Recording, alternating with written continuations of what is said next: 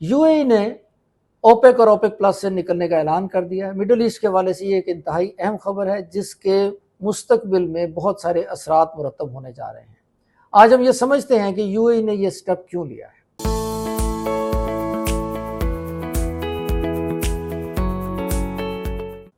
سب سے پہلی چیز تو یہ ہے کہ you a E strategic autonomy کی طرف موو کر رہا ہے، away from Saudi lead production constraints with in OPEC. OPEC جو ہے یو اے ای کو 1.5 ملین بیرلز پر ڈے پروڈکشن کی اجازت دیتا ہے، لیکن ہوا یہ کہ پچھلے دنوں یو اے ای نے تقریباً $150 بلین کی انویسٹمنٹ کر کے اپنی جو پروڈکشن کیپیسٹی ہے وہ 5 ملین بیرل پر ڈے کر لی ہے۔ اب اگر اس پروڈکشن کیپیسٹی کو وہ اچیو کرنا چاہتا ہے تو ود ان اوپیک وہ پاسبل نہیں ہے۔ تو یو اے ای جو ہے اس کا جو نکلنے کا جو ڈیسیجن ہے اس میں سب سے پہلی ریزن ہمیں یہ سمجھ آتی ہے کہ وہ اپنی میکسیمم جو پوٹینشل ہے اس کو اچیو کرنا چاہتا ہے production capacity of the oil کے حوالے سے۔ لیکن اس سے زیادہ جو چیز ہمیں بہت واضح نظر آتی ہے وہ یہ ہے کہ probably you a E Saudi fold سے نکلنا چاہتا ہے۔ یہ بھی کہا جا رہا ہے کہ سعودی عرب کا جو ویژن 2030 ہے اس سے یو اے ای بہت کمفرٹیبل نہیں ہے، یعنی وہ یہ سمجھتا ہے کہ اس کی اکانومی کے لیے سعودی ویژن 2030 کوئی بہت فیوریبل کنڈیشنز نہیں لینے جا رہا۔ اس کے علاوہ ایک ہمیں یہ ان دا ریسنٹ پاسٹ جو یمن کی سول وار ہے اس میں دیکھا ہم نے کہ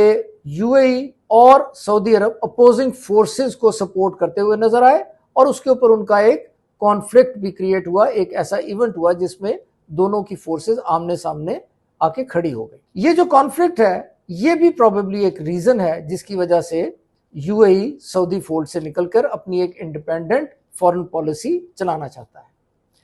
اس کے علاوہ ایک اور ریزن جو بتائی جا رہی ہے وہ یہ ہے کہ ایران وار میں یو اے ای کی اکانومی اور انفراسٹرکچر بہت سارا ڈیمیج ہوا ہے اور اس ڈیمیج کو ریپیئر کرنے کے لیے ہی wants to maximize his oil capacity to get enough revenues کہ وہ اکانومی کو ریپیئر کر سکے، اس سے ریکور کر سکے اس کنڈیشن سے۔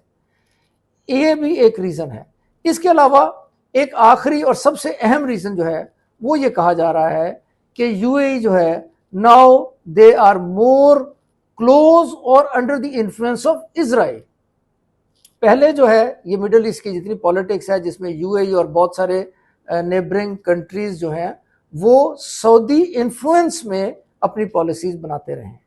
لیکن پہلی دفعہ ایسا دیکھا جا رہا ہے کہ شاید اب اسرائیل جو ہے اس کا انفلوئنس بھی کچھ کنٹریز پر واضح ہوتا نظر آ رہا ہے اور یہ یو اے ای کا اوپیک سے نکلنا بھی شاید اسی overall scheme of things کا ایک حصہ ثابت ہو ان دی کمنگ فیوچر۔